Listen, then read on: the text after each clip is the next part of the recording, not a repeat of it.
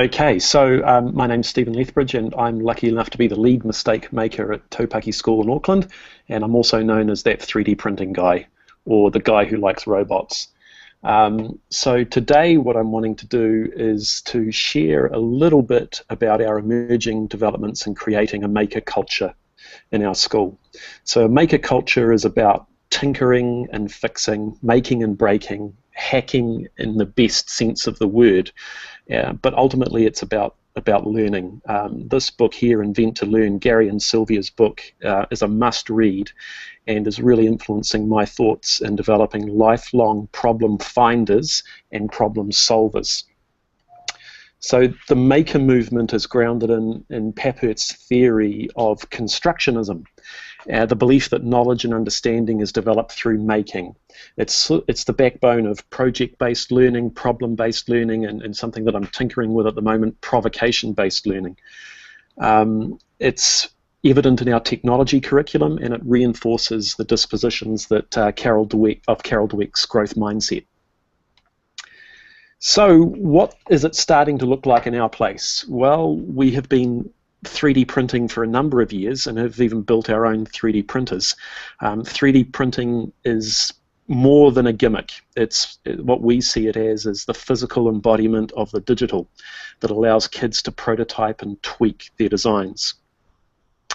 So if we have a look at this example here, one group of children wanted to develop a way of keeping pets calm in civil defence emergencies.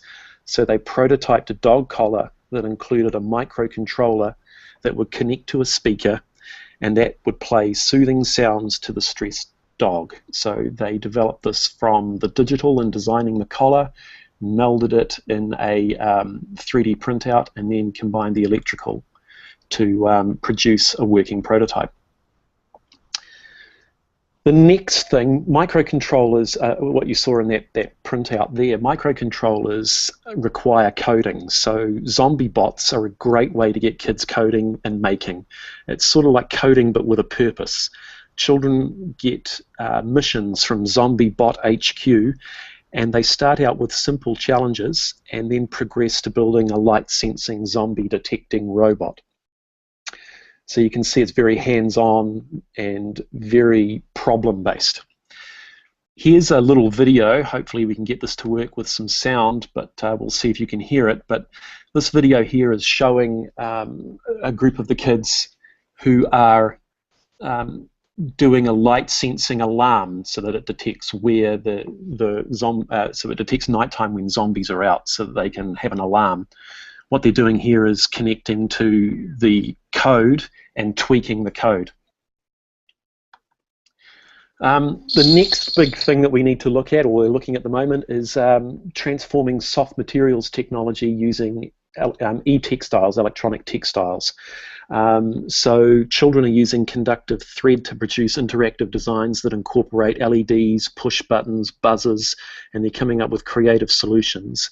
And these are encouraged and fostered through fantastic teaching.